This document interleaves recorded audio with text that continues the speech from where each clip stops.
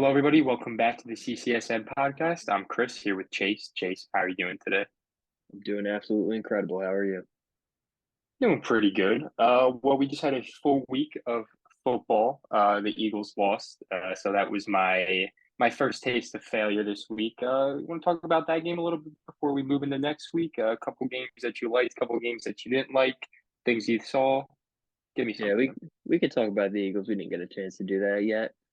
I was at that game. Electric environment. However, everybody that whole defense did not show up. Last game. The run defense was absolutely atrocious, and I credit a lot of that to Jordan Davis. Jordan Davis is out for 4 weeks right now. They've got Fletcher Cox on the interior, who I love Fletcher Cox, Philadelphia legend. He's washed. The contract they gave him was really just to bring him back in a leadership role, and losing Jordan Davis really hurts. They signed Linval Joseph today, so we'll see how big that is. But that interior defensive line, that's something they rely a lot on. And without Jordan Davis, this team has holes, but it's only a 4 week injury. So I'm not too worried about anything here. Yeah, especially with Jordan Davis. I mean, we saw the stats with him on the field. It's one of the best run defenses in the league, and without him on the field, it's pretty damn miserable. 3.7 yards per carry with Jordan Davis on the field, 5.1 without. Yeah, so I mean, the proof's in the pudding, as they say. I mean, this Washington offense, they knew they had a game plan coming into this. Either throw the ball to Terry McLaurin or run the ball on the ground and see what happens. And their plan worked. It really Speaking did. of, I mean, I picked up my first fantasy win this week, all thanks to Terry. I had Terry McLaurin couldn't score 24 points. I was 0-9. He scored 20.8.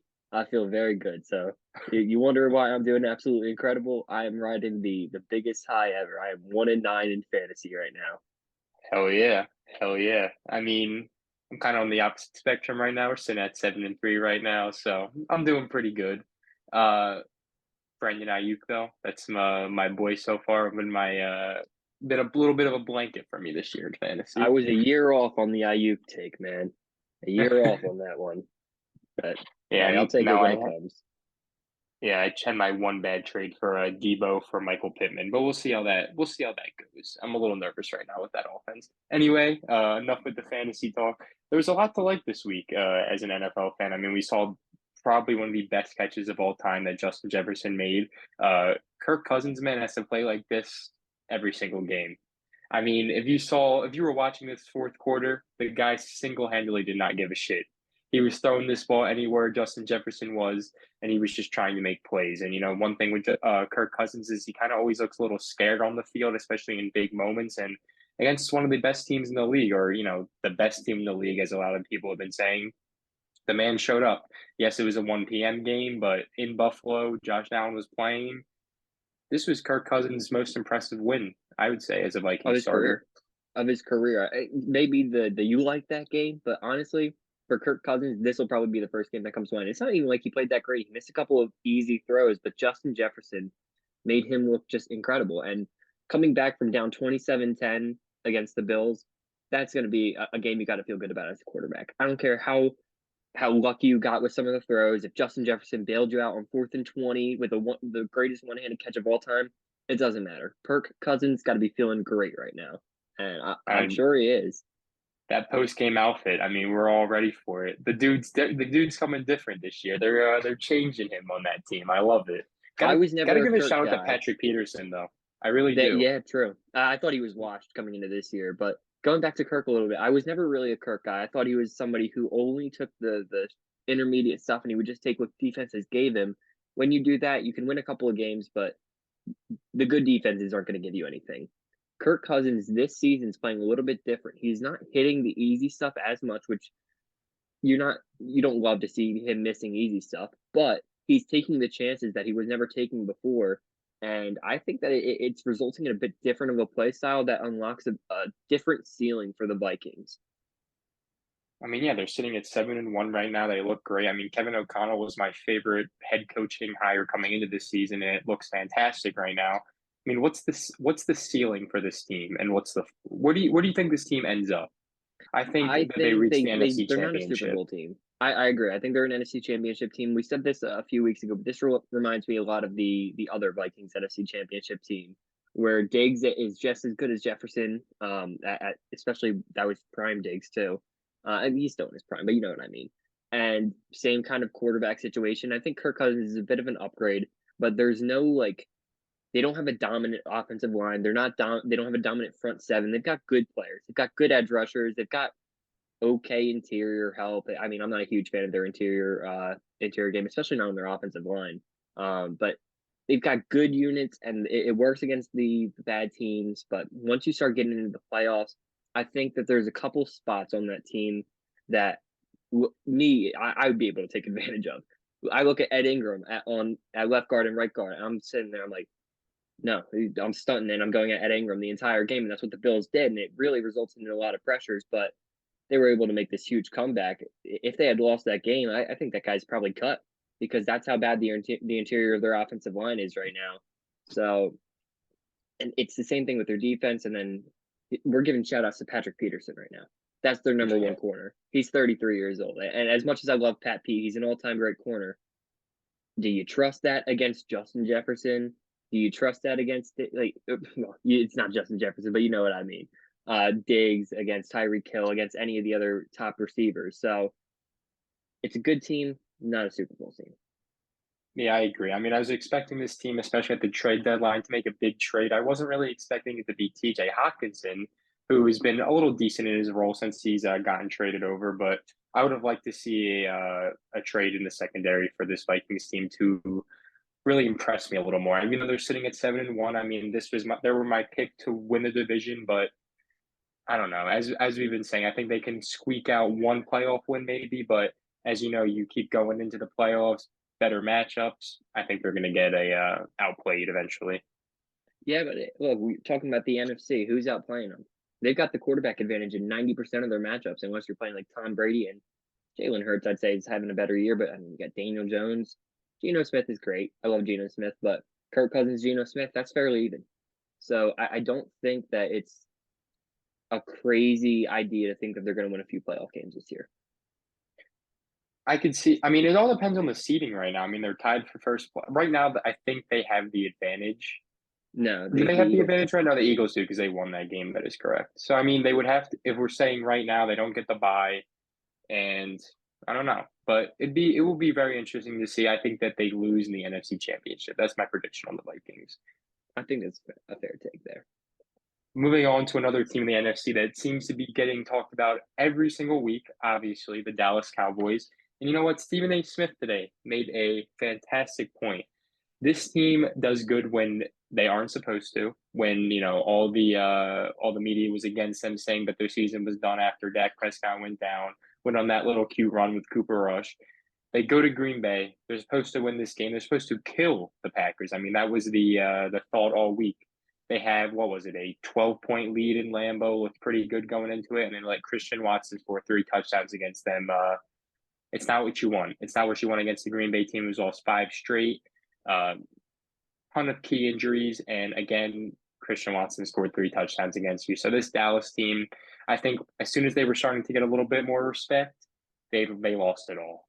They lost it all. Yeah, I mean, I feel like Dallas kind of outperformed when they had Rush under center, and people were expecting, well, once Dak gets back, this is going to be a top tier team. And look, they beat the Bengals when the Bengals were really struggling, coming off that hangover a little bit. You got the Giants, which that's their best win, the Giants. However, I'm not as sold on the Giants as their record would tell you. They beat the Commanders, don't care, and they beat the Rams. At this point in the season, when the Rams don't care, like this Rams team is not that good, and we've been saying that for the entirety of the year. They went out and they won last year. This is not the typical team that just won a Super Bowl. They went out and won a Super Bowl, and then that was it. It was Sold very their obvious that soul. it was exactly they sold their soul for that Super Bowl, and of course they're going to be bad this year. They've got the worst supporting cast around their top 5 players I've ever seen. It's so funny how star-studded this team is. But now the Cowboys, they're going to have to start playing some actual teams. After Dak came back, it was what, the Lions and then the Bears back-to-back weeks. You're going to look good. You're going to look really good. The Packers with Aaron Rodgers are a bit of a different story. They're not having a great year, but Aaron Rodgers is as good of a quarterback as you're going to play in any single game. And when you get Christian Watson going off for a game like that, I think that that's going to, well, that's obviously going to push you way over the edge. But the reason it happened to Dallas, it's something that nobody is even like thinking of. Dallas has not put in a real wide receiver outside of Jamar Chase all season. The top wide receivers they've been going against, the Giants, Kenny Galladay, the Commanders, McLaurin, but this was with Wentz, so it doesn't really matter. The Rams, Cup got hurt in that game. Eagles, they got blown out by the Eagles. The Lions, Amon-Ra, he's a slot guy. The Bears, okay, and then the Packers. Now you actually get one wide receiver that has any talent. This is not a guy that's ever produced in his career yet. He has some talent, and he just blows them up because they don't have a good secondary, and that's what the issue with this Dallas defense is. Yeah, I mean, Dan Quinn, I got to give him all the credit he deserves. I think he should be a head coach. I think he's going to be the Broncos head coach actually next year. I think they're going to pull him away from this Dallas defensive coordinator role that he's grown to love, apparently. But I do agree. I think there's been some major holes. And obviously, as you just pointed out, the wide receiver, the talent they've played, just the teams in general they've played, they haven't had a test yet. And this Green Bay team was supposed to be a easy win on paper, and Packers took advantage of them. Yeah, I mean, there's no easy wins when you're facing Aaron Rodgers. That's all I gotta say. Aaron Rodgers, he gets all the hate, and he deserves the hate he's got this year. He has not been the greatest teammate in the world, but the quarterback he is, that's never changing, and he owns the Cowboys. We saw it again. I'm Yeah. not very surprised by that outcome. I mean, it was a great end game winning drive too. It was a great game. I mean, this was honestly just a very good game, and the Cowboys had their chance at the end. Could have won it with a touchdown. They could not score on this Packers defense, who's been struggling all year. So I don't know. It was a good game though, and I'm excited to see where the Packers go from here. Like, do they build momentum from here, or is this kind of just a fluky win? They have the Titans next week, that's a huge game. Titans have an That is incredible true. defense, a really incredible defense, and one that excels at stopping the run. So if this Packers offense and their passing game is anything, if Christian Watson is anything, we're gonna see it this week. Yeah, I agree. Uh, Another team in the NFC, the Bucks, just won 2 wins. Just beat Seattle. Momentum's looking pretty good right now. Their schedule to end the rest of the year is pretty cakewalk, if you ask me. Do the Bucks officially are they in the driver's seat officially in their division? Is the whole Falcons talk, is this all done now, or are they in the driver's seat? They're not in the driver's seat, but they definitely have the easiest path to the division. I think the Falcons, if they wanted to keep that whole mirage alive, and I like what they've got, but there's no talent there. I like their staff, but they don't have a playoff roster. If they wanted to keep that alive, they had to win last week against Carolina, and to lose Yeah, that game is that's embarrassing. So I mean, yeah, probably. They're probably going to make the playoffs. They've got their bye week this week. I think coming off of the bye, Rashad White's going to get all the carries for this offense now. Leonard Fournette's going to get phased out of the offense, and it's about time. I mean, we've been saying this all year. Rashad White's a much better back, and he's going to add a whole new dynamic to that offense. It's going to make it way more explosive, and they're not going to be in second and 12, third and 14 all the time. They're going to be in second and 8, second and 7, second and 4, because you're going to be able to get positive yards on the first down run, which is something you weren't getting with Fournette. So, and we saw that against Seattle. I think that's going to be a huge difference for their offense. It's gonna make a huge change. And yeah, coming off the bye, easy schedule. I'm looking at it right now. I think they probably end up 6 wins rest of the year. Like 6 of their 7 games left. So yeah, they're gonna make the yeah. playoffs. I think they're gonna And breeze right into the playoffs. Tom Brady's magic at it again. I just here's what bothers me. I think Nick Wright said this exact thing. He has been in the worst division in football 18 of his 21 years in the NFL. Like, you can say all you want. This guy, he just wins. He wins the division every year. He does all. Man, just look at the teams and the divisions he's playing in. The Bills, for the entirety of Tom Brady's career in New England, the Bills and the Dolphins were a joke. Like, he had it's like just three good Jets teams. Like true. that Well, yeah, three good stretch. I can't believe I didn't even throw the Jets in there. They had like Mark Sanchez was their good stretch there, and now you're in the second. Honestly, I think this division might be worse with the Panthers and the Falcons in it. I mean, come on, man. And the But Saints. You can throw them in there right now too. this season, yes, but the Saints have had Tom Brady's number so Oh, far. last year, So yeah, that is true. I was just so talking it's this tough to year. throw him into that thing just yet. But hey, Tom Brady, he's gotten some incredible luck, and that's kind of what it takes to be an all-time great. Mix of talent and a mix of luck. and That's consistency. Hey, as they say, you'll take luck if it leads to a win. That's all you want in life. You want to win, and Tom Brady had this marked out. I mean, if I were him, why would you want to go to one of the toughest divisions in football? Go live in Tampa Bay. It's always warm out, and go win a division, maybe another Super Bowl ring. I mean, you're already divorced, so go live in that penthouse in Tampa Go get a somewhere. different kind of ring this time. Exactly. Anyway, moving on to his old division, which is actually probably the best division of football, maybe tied for first with the NFC East now. We have a battle for first place between the Jets, the Dolphins, the Bills, and I mean, the Patriots are right there, but I really wouldn't say they're in the same battle at all. No. This is going to be a tough division. I mean, you look at Miami's last couple of games, pretty hard games. You look at the Bills' last couple of games. I didn't look at the Jets' schedule yet, but there is no way to decide a winner right now. If I'm being honest, I wouldn't throw money on anyone to win this division right now, and it's going to be a tough battle until the end. I think it ends up being either I think Miami or the Bills, but if I had to throw money on it, I'd say Miami. See, Miami has gotten they are in they're like they're hot right now. But they've also played the Browns defense, one of the worst defenses in the league. They've got Miles Garrett, Denzel Ward, and nothing else. Literally nothing else. Then they played the Bears defense after they got rid of Smith and Quinn, which is probably the worst defense in the NFL right now. And then the game before, they played the Lions defense, which is by far the worst defense in the NFL. Like, and then the Steelers, who are a bad team. So this is four straight games where they've put up incredible numbers, and Tua Tagovailoa has played out of his mind. They put up 30 points in three straight games against the worst teams imaginable. Like, okay, show me now. And you got the Texans this week, so they're going to look good. But then you got the Niners. Show me against the Niners. Then show me against the Chargers, who might be a little bit more healthy. Then show me against the Bills. Then show me against the Packers. Then the Patriots. Then the Jets. That's the rest of their schedule for the year. That's tough. They've had the easiest schedule by far throughout this point in the season. And it's very easy for your offense to look great and your team to win a lot of games against the bad teams. Now let's see it in the tough part of the schedule. How does Tua I wouldn't say Tagovailoa they've look?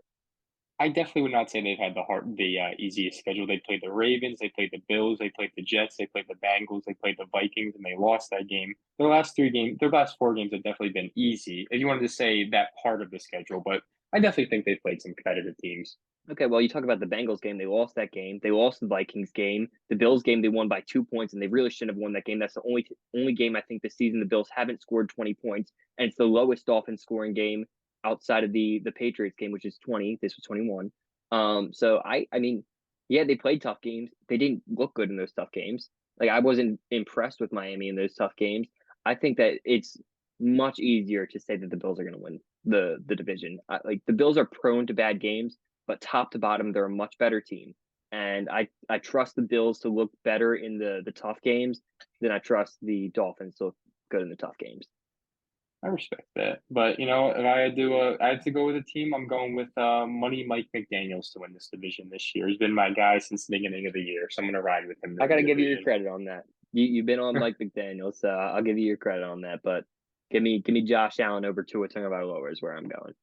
Oh, I get that. See, that's the thing with this injury with Josh Allen right now. I mean, I've seen a lot of people try to blame the loss on the injury and a whole bunch of little things. I mean, this injury 2 weeks ago looked like it could be severe, and he looked fine majority of the He game. didn't So look any I'm different. not one to blame. Hey, I'm not one to blame it on injuries, and I think that's my one thing with Josh Allen that I haven't seen yet. I mean, when you talk about Patrick Mahomes, who's the guy who's always getting compared to, because I think this is going to be like the Brady Manning Yep. debate for the next decade or so. I can point out a couple Josh Allen mistakes that have lost to blowing games, and there's some noticeable ones too, especially this year. Patrick Mahomes, not really. And that's the difference between those Never. two, which just separates them so much in my eyes. If you have a game winning drive and you need this game winning drive from a guy like Patrick Mahomes, you can kind of sit there, you can breathe a little easy because you know this guy is going to be pretty damn smart. Josh Allen, on the other hand, there's sometimes he throws a bad interception, he doesn't hit the right guy. So I got to see some things from Josh Allen. I mean, I hate to use the word consistency with Josh Allen because he's been, consistent MVP candidate this year, but I don't know. There's just been some times where I question it a little bit. I think consistency is the absolutely right word to use there. Josh Allen, he'll go on 4 game stretches of the best quarterback of all time, and then he'll have a bad game against like the Jaguars, and Yeah. you're not sure why. Josh Allen to me feels like a guy who relies a ton on his momentum. When things are going well, they're going great, and then when they're not, they just he like crumbles in on himself, and that's not something that mental consistency is not something you want to see from a quarterback. Patrick Mahomes is the same guy, play in, play out. He's always working the same way. Josh Allen, you see hesitancy from him sometimes. You see other times him doing a bit too much. Like when he threw the pick the other day and he went in with his hurt arm and started Yeah. trying to punch the ball out. Like that was stupid. I don't know what he was doing there. Yeah, I know. I just I gotta see a little bit more veteran in the guy before I'm really like bought in on the. I mean, because even before the season, there were people saying Josh Allen is the better quarterback than Patrick Mahomes. There's no question about it. I'd rather start my franchise with him, and it was never a question for me. Patrick Mahomes is the guy, and he's been that guy since he got in the league. If we're being quite honest. Yeah, I've heard this take a few times, but I feel like it's just kind of like there's always going to be somebody to compare to Tom or to Tom Brady, to Patrick Mahomes, because he's the number one guy. And every few years, every few games, every whatever, there's going to be somebody who's on an incredible run. But it's always going to be Mahomes is the best guy because ever since he got into the league to now, till I can bet 10 years in the future, he's going to be the exact same guy. He's going to be just as great for that entire period of time. And like, that's what you want. To win long term in the league, it's great to be the most physically talented. It's great to have the strongest arm, but you have to do it from week 1 to week 18 to, if you're lucky, week 23. So Exactly. that's what it comes down to at the quarterback position. Absolutely agree. I mean, Mahomes just has it all. I mean, you can think about the physical, you can think about the arm talent. He can do everything, and he's proven it multiple times. So until I see somebody else do this on a better scale, there's no debate for me, and that's really it. That's all I'm going with this for the rest. But who, I watched this Chargers game this week with the Justin Herbert 49ers game. The Chargers, man, this team, did they make the playoffs? Is this a Nope, playoff team? that makes me feel very good because I've been saying what people were trying to say they were going to win the Super Bowl this season, and you needed like 1 or 2 guys to go down, and this whole offense looks like this. Mike Williams and Keenan Allen are injury prone receivers, and you just put your whole entire stake in your offense into those guys. You can't hit a deep play, and it's nothing on Justin Herbert. Justin Herbert's been incredible this season. They just don't have the talent around him to form a respectable offense. And then couple that with Lombardi calling it, he's acting like he's got old age Drew Brees in the pocket. Like he's not calling anything for him. It's all just stick routes and come back 10 yards past the line of scrimmage. And that's not an offense that's going to win you the big games. And then you go to the defense. JC Jackson was supposed to be the guy that comes in here and changes the secondary, and he is hurt now, and he is nowhere near what he was supposed to be when he was playing. So it's just they spent a lot of money to make this iteration of the team a Super Bowl contender, and it was just like Madden. There was no like scheme to it. There was no idea behind what they were building. It was just I'm going and getting the biggest names imaginable, and I'm paying them as much as possible because we've got Justin Herbert right now. There's not really anything there that can be repeated once those guys go out. Yeah, I agree. I mean, this offense right now looks dreadful. It's slow. It's very predictable. And I'm Keenan Allen, Mike Williams. These guys aren't your burners, and they're wide receiver too. They don't have a single burner on this team. And with a guy like Justin Herbert, who might throw the most beautiful deep ball in the league, I think so at least.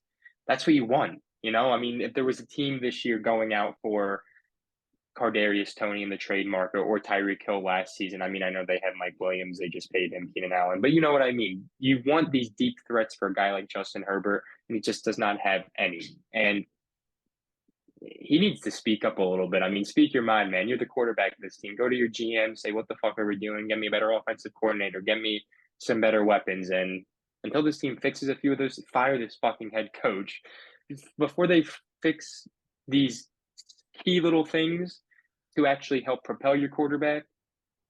They're going to be the same old Los Angeles Chargers 9-win team. Yeah, and that's kind of how I felt going into the year. This looks a lot like the Phillip Rivers teams that were loaded with talent, just absolutely loaded from top to bottom with guys in every position that you felt good about. And looking at it, it's kind of the same guys.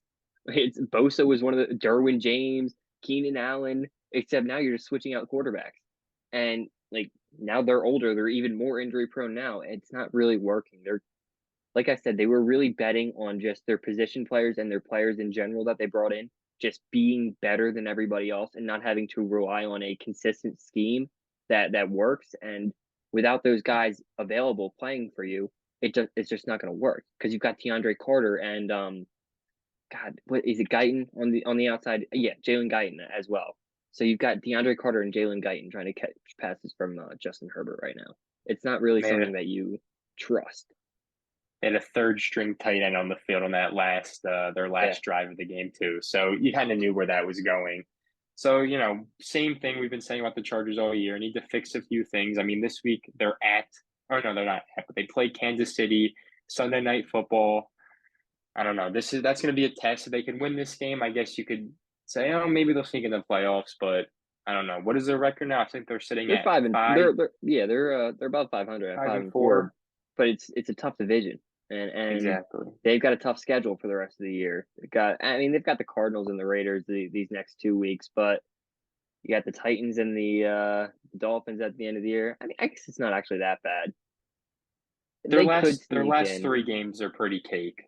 Yeah, Colts. It's funny we're calling the Rams cake. I mean, we kind of knew this going in, but Cooper Cup, I think he's going to be out the rest of the year. I mean, they're sitting that at looked three and like it. That six was a right now. brutal injury Yeah, right there. they're done. I mean, big W for us though. Just saying, 3 and 6. I mean, I don't. What's their schedule looking like right now?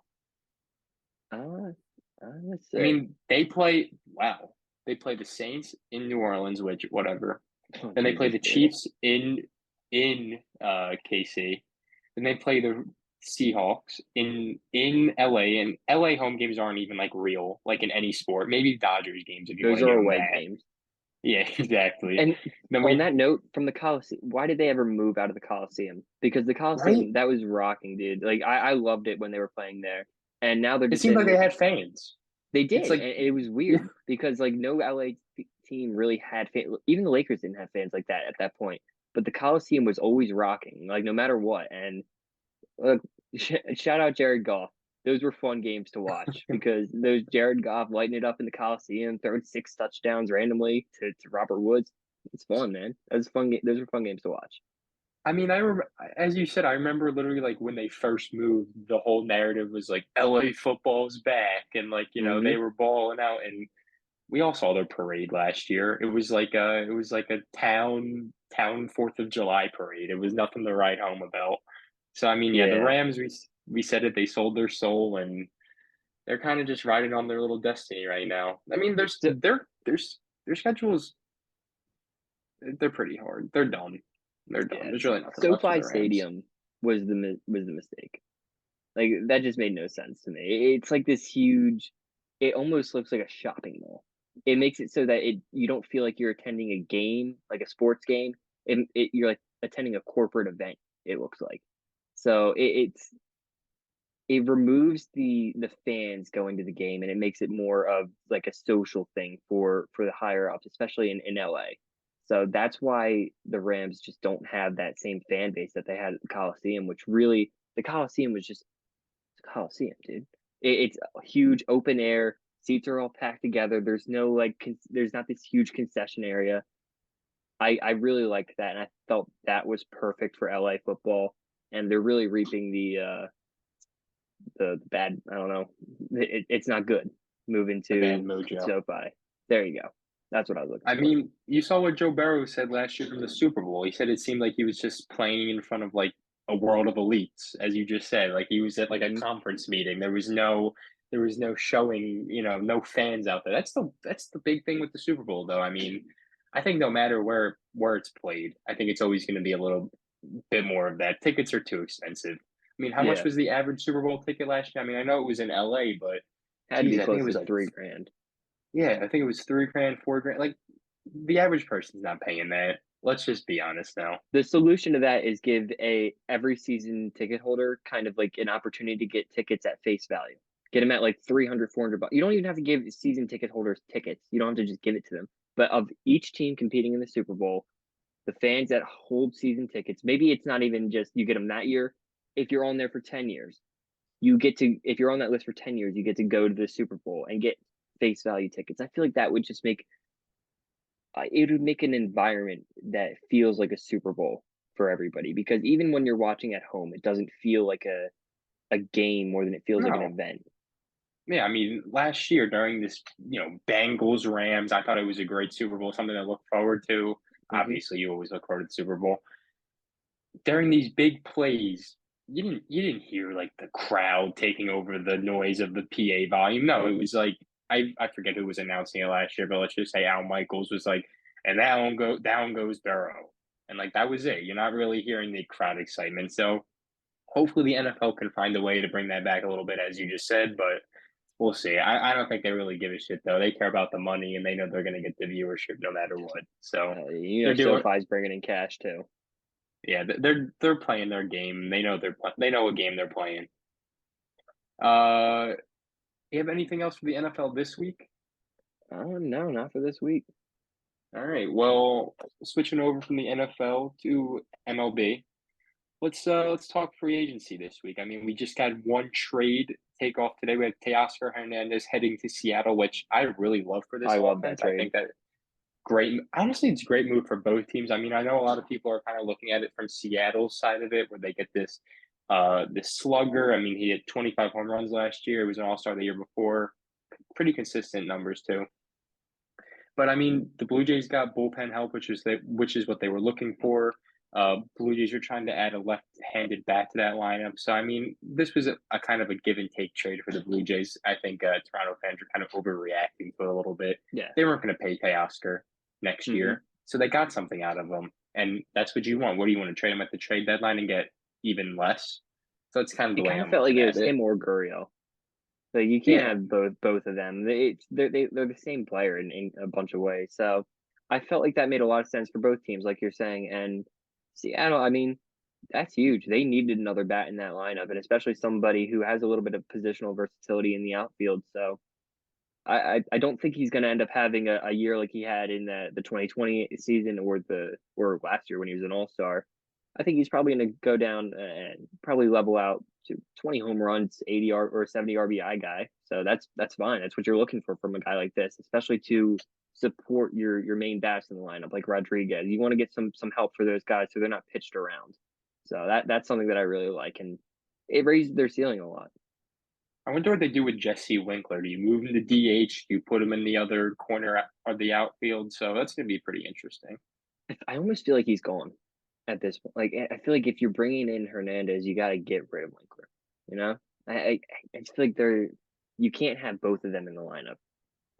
Didn't they just extend him for 2 more years, or am I making that up? I really think they did. That's why I was a little curious about this whole Jesse Winkler situation. He signed for next year. They signed him last offseason. So yeah, he I don't know. He didn't have a good year last year. He was absolutely terrible, actually. Yeah, So he was. I just don't trust. I don't think that they're going to sit there and say we trust him in the outfield moving forward. If they're keeping him on the team, it'll be as a bench piece, in my opinion, that could maybe come back and show something. But he posted a negative WAR last year. See, if I'm a team that needs a bat and you could trade for this guy for basically a bag of potato chips, hey, I'd do it. What did he do the year before? I think he was like top 10 in MVP candidacy. I mean, we all seen with those Cincinnati Yeah, MVPs what happens with them though, with Jesse Winkler and Nick Castellanos. That was the starting yeah. outfield duo a couple days or a couple years ago. So we see what happens with that. But as I'm saying, if I'm a team, say I don't know, I'm just trying to pick a team out that needs a bat. Baltimore, I guess. If you could use a veteran DH, maybe that's someone you could bring in, or even like Tampa Bay, some team that could use a bat, a guy who's known for his success in the past. I can definitely see him. I don't think he takes on a bench role. I feel like he's got to go to a team that has a hitter friendly stadium if he's leaving because Cincinnati is the perfect stadium for him to play in, and that's why he played so great in my opinion. Like that right field's so short, especially for a guy with power out of the left field box. But we saw him in a normal stadium last year. He wasn't good. The plate approach isn't bad. I mean, he's getting on base a decent amount, but the power was not there. The exit velocity was not there. So, and it's really never been there. He's been a guy that kind of he hits 340-foot bombs. He doesn't hit 450-foot bombs. So that's kind of who he is. And if you're sitting in Seattle, it's not as easy to hit those as it is in Cincinnati. So I do think there's a role for him, but it's not in Seattle. You know what team I'd actually like? The New York Yankees if they move on from Aaron Judge. Try him out. Try him out there. He'd rake on the short porch Hmm. and a lefty hit over there. I mean, I think Aaron Judge is gone. I think the Yankees are gonna have to make a few moves to kind of bolster around this team, and that's just something I could see from them. It's a Brian Cashman move if I know one myself. Yeah, honestly, I can absolutely see that, especially because it is trending towards Judge is almost gone at this point, and they're making moves where they don't look like they want to be fully rebuilding, and obviously not because they're the Yankees. They just brought back Rizzo, so they're gonna want to stay competitive, and who better than a guy who posted a 949 OPS just a year ago and was an All Star, and he had one down year. I think that we'll be able to convince themselves that they can get something out of Winker. I don't hate that take at all, especially with the short porch. Yeah, so I mean, hey, it's worth it, especially if you can trade nothing, as I said. So it's worth the investment. I mean, time to talk about another interesting name that I thought it was more of a destiny for him to end back up in Houston. Justin Verlander. I think Yeah, I this thought guy's so gone too. now. Really, He's gone. Do you see his asking price? 3 years, one Two to thirty. three. I don't think the Astros give him that. They are a smart franchise with so much pitching, like so much pitching. If there's any team that can release their AL Cy Young Award pitcher and still win a division and maybe still win the World Series next year, I think is Houston. I mean, they have a ton. They have a ton of people they're going to have to pay soon.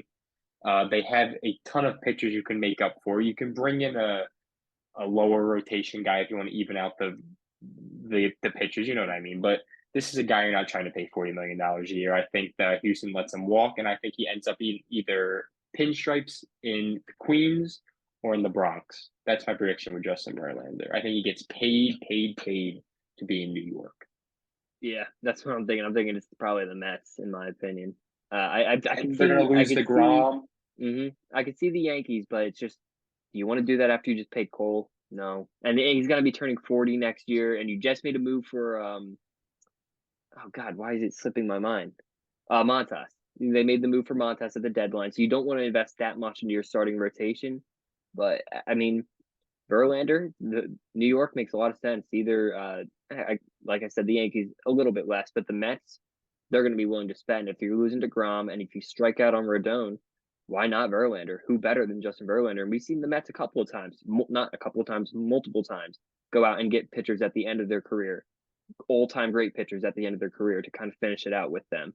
And I don't think it would be a terrible deal, but 43-year-old Justin Verlander making around $40 million is going to be pretty tough to justify. But another team that I feel like might sneak in and give him like a 2-year deal worth a lot of money is the Dodgers. The Dodgers just had a very disappointing end to their playoff run, and we've said it a million times, they got 7 great pitchers on this roster. You could move a couple if you want to bring in Verlander and get like the top tier. Move on from Dustin May. Trade him away. I'm sure the Cardinals would give you so much for Dustin May. So I feel like they've got some options here, and bringing in Verlander might open up a little bit more, especially with Walker Buehler still sidelined.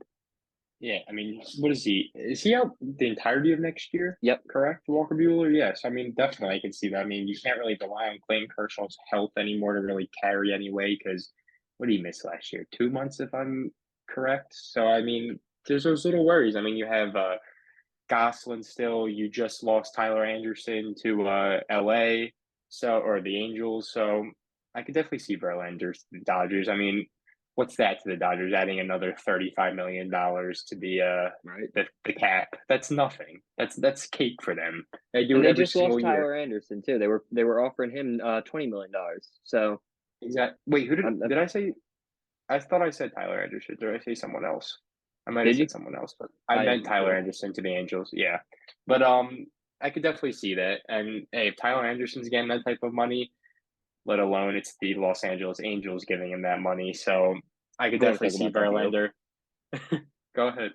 That's funny to me because he is the one guy before this season. Tyler Anderson was literal human batting practice, and yeah, you go to the Dodgers and it looks a lot better. Man, you're going from the best pitching like staff in the league, like developmental wise, to the absolute worst. This is so obviously going to be a horrible contract. And it's only three years, 40 million, but it's just not going to pan out. I feel like he's almost destined to revert back to BP at this point. He led the league in home runs given up. I think he gave up like 30 in one year, and like it's not. He didn't pitch all that much better last year. Like he was better. He cut down on the walks, which is big, and he cut down on hits per nine. But I still there was no change in the stuff there. I feel like it was just a Dodgers developmental staff that really pushed him over the edge and got him to reach his full potential. Whereas when you're going to the Angels, it's like the exact opposite. So I don't hate the guy. I feel like he probably would have been a good signing for a couple teams, like maybe Atlanta or something like that. But the Angels, it feels destined to fail. It just does.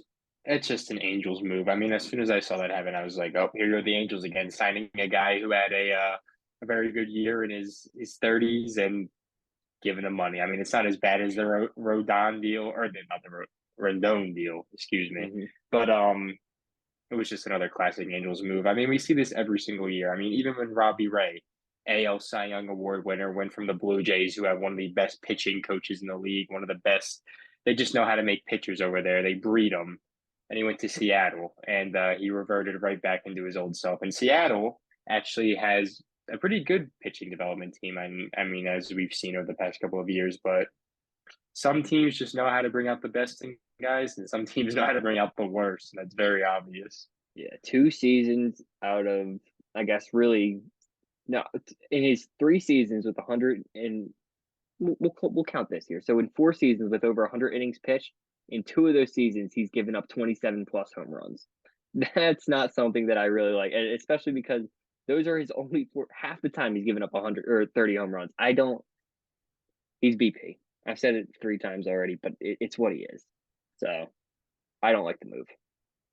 And they brought in with the Dodgers last year. They brought in Andrew Heaney, and he looked like a Mm-hmm. god right Yep. after being on the Yankees. And the only Yankees highlights in his career is literally getting shelled out by the White Sox in the Field of Dreams game. Which, by the way, I mean, what a turn of like hype that the Field of That. Dreams got Oh my from last god. year to this year.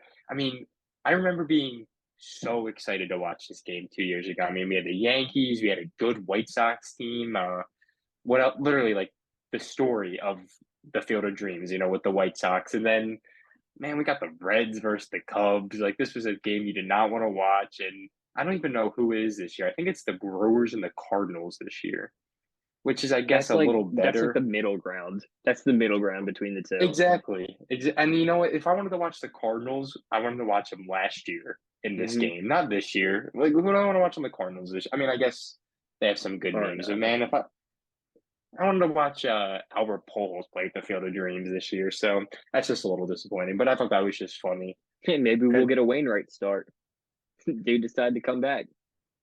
yeah, for some weird reason, even though he was on, one thing I saw about Adam Wainwright was, I mean, after they lost to the Phillies, it's like, man, I didn't get the opportunity to pitch in the playoffs, blah blah blah. I was like, because you suck I did. now, like that's That's why right, you man. weren't given the opportunity to pitch. Like, it's funny when you see like older vets like that kind of just like expect, especially in baseball, you're like, like I should be in there, like I'm a veteran. I'm like, no, like that's not how this works. You're gonna.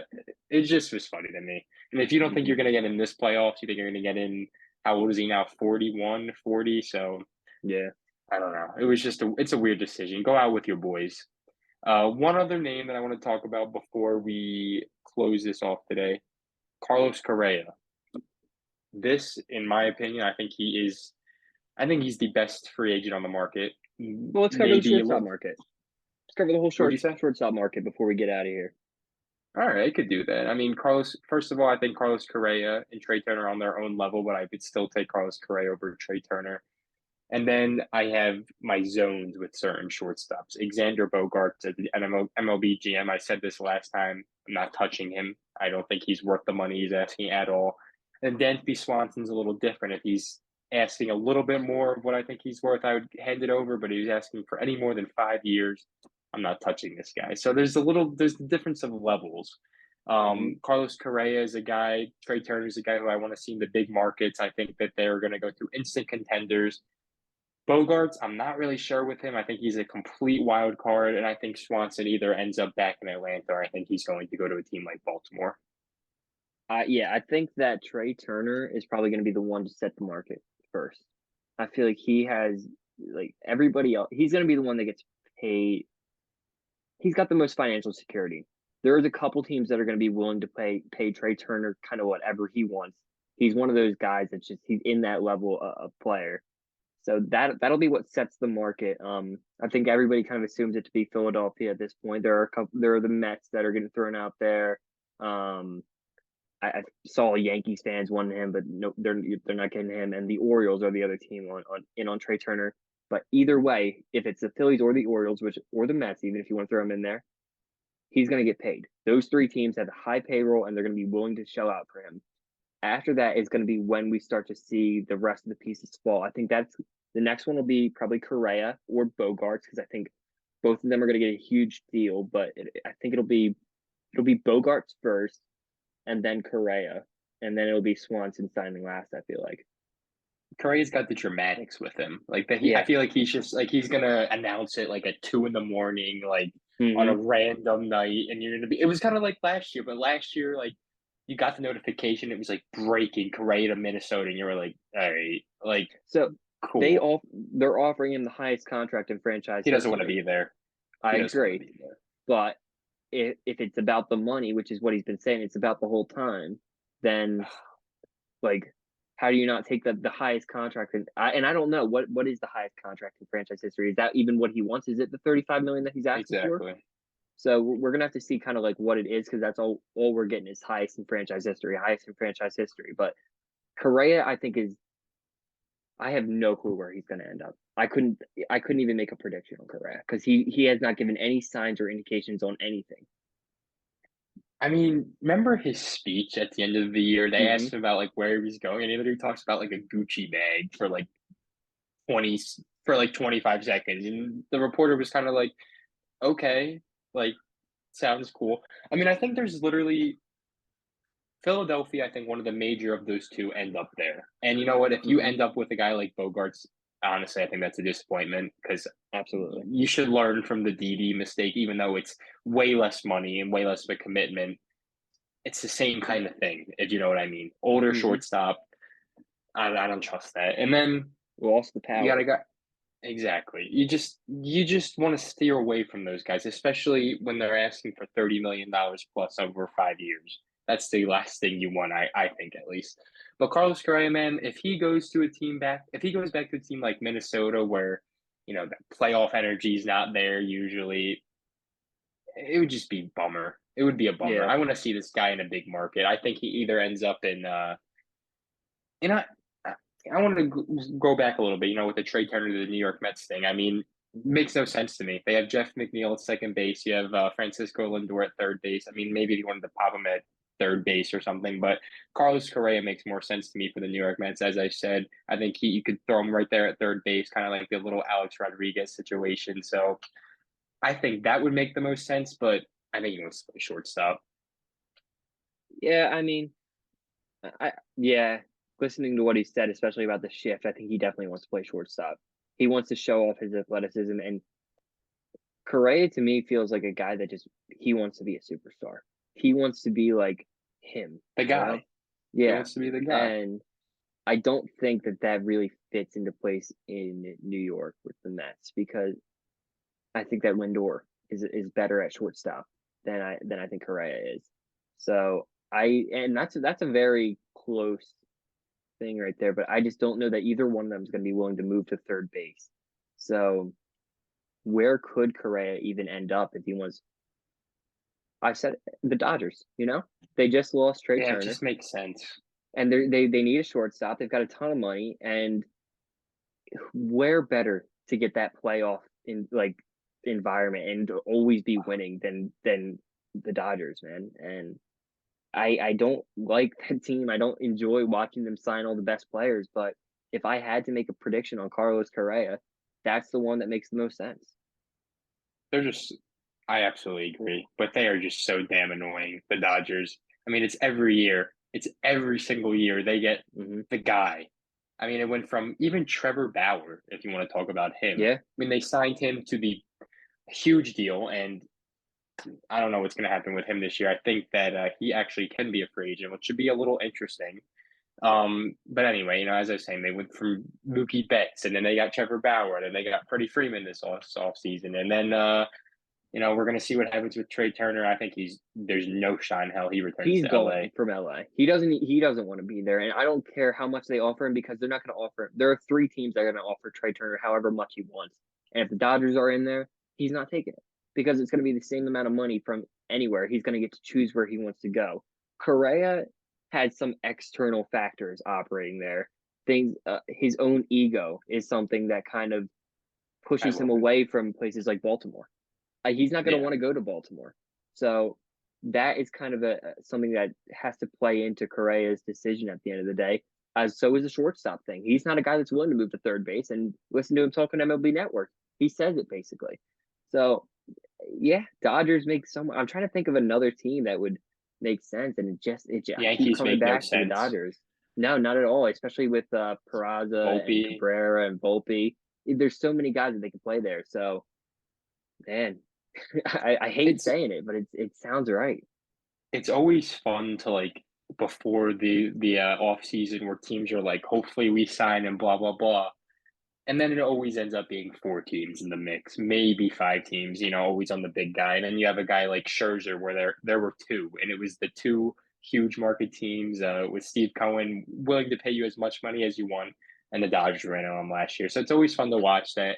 And I wonder what I mean, I guess it's going to be Baltimore this year, but there's always that one, maybe two surprise smaller market teams that end up spending money. Last year Cleveland. was the Tigers, who was, I hope it's Cleveland. I mean, Jesus, we've been saying it for years. There are a couple people. Imagine if they added a guy like Carlos Correa to that He would team. never go to Cleveland, but He'd like never go there. Dansby, But that's, Dansby. yeah. I mean, But that would imagine still work. Correa. I But know, I imagine know. Correa. Like, Imagine like Correa. it's just like you got Jose Ramirez, Carlos Correa. What's his name at second? Jimenez. The guy, yeah, Jimenez, and whoever else, and that's just a Well, they great just infield I right want there. I want to talk about the Cardinals or the Cardinals, the Guardians real quick. They traded Nolan Jones yesterday, I and saw that. that Stupid. that surprised me a lot. The Guardians fans are all up in arms about that, and I don't blame them. Like you needed a bat, so if you're trading Yeah, Nolan Jones, that tells me that there's another move coming because that's opening up a spot on the roster for an active player. And they traded for a young infielder who they've got like 500 infielders, so that guy's never going to exactly. see the roster. I think they're just opening up a spot for a big time bat, and they've said that they're willing to spend. I think they're going to go out and get a mid tier catcher, and if they're spending, it's now. Like this is the It's right Guardians now. team. Mm-hmm. This is your team, and you It know better what? be.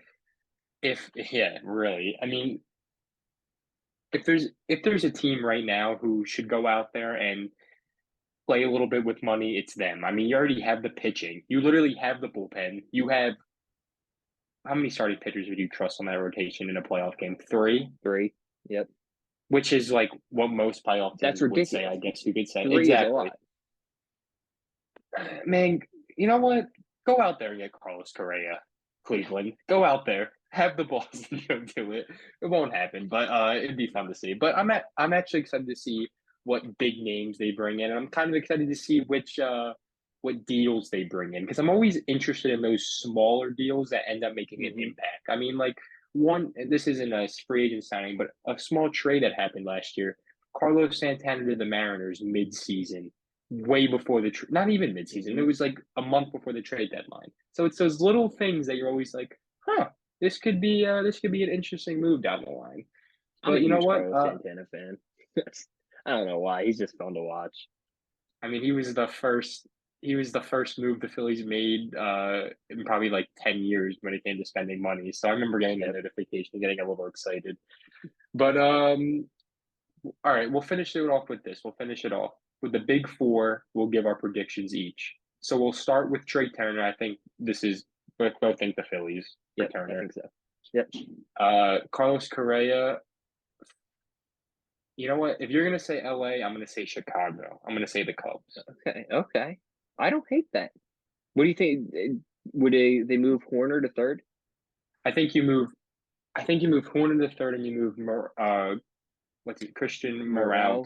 to You can move him anywhere. He can play second literally center anywhere. field. Hmm. Exactly. So that's not really a big deal.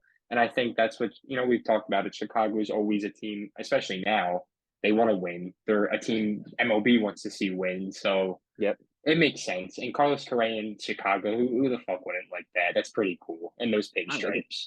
I I wouldn't like it. mind it. And if I was a Cubs fan, I'd get the jersey. Hmm. Uh, but what's your Correa prediction? LA. LA? All right. So then I guess we'll go Bogarts. Bogarts is hard. Yeah, man. Bogarts is difficult. It's you know what I don't have an actual prediction for Bogarts. What I'm going to say is Bogarts is going to be the L of the offseason. The team that signs him is going to make the mistake, and they're going to overpay Bogarts. I So think who's the dumb Bogarts team? Who's the dumb I team? think Bogarts is like a plan B for like every team right now. Like you're kind of Yeah, waiting for like to see what happens with Trey Turner and Correa, and you're like, all right, I guess we can switch our means to Bogarts. But you know what? This might be backtracking a little bit, but I'll say this. I think if Carlos Correa ends up in LA or just another team not named Chicago, I think that the Cubs are that stupid franchise to go out there and yeah, pay Xander yep, Bogarts. yep. I I could 100. just There it is. totally see that. So that's I my think I 100% agree with that. so if we're gonna say Alexander Bogarts is the L, I think Chicago just matches that. And then we're gonna end it with the hometown kid, Dansby Swanson. And I think he is a Baltimore Oriole. At the end of the day, I think he's gonna take his money, he's gonna go be the leader of this team and lead him to the wild card. I agree. Baltimore makes the most sense for Dansby. It's either Baltimore or Atlanta. I don't think there's another team that's going to come out there and swoop him up because Baltimore's going to offer him the most money. I feel like they're a team that's 100% in on Swanson. He fits that culture perfectly. And if it's not them, if he doesn't care that much about the money, which I'm sure he does, but if he doesn't, if he cares a little bit more about the like personal part about it, it'll be he'll stay in Atlanta on like a 1 year cheaper or not cheaper, 1 year bigger deal. Like prove it so you get another off season where you're really going out there. But I don't think that happens. I think he's an Oriole. I think if he signs with the Braves, it's going to be kind of not the same money, but kind of like the Correa deal, where there's going to be Yep, that's what I'm thinking. player options. Hmm. Yeah. So I mean, I could definitely see that. But man, if you're Dansby Swanson, the Braves don't want to pay you. Go take the contract somewhere else. Like I I know agree. you're the hometown kid. I know you've been here for a while. It's a business, man. They care as much as you care. So go get your bag. But anyway, I'm really excited. These moves might not be made for another 2 months, so you never really know with the MLB free agency, and that's why you love and you hate it.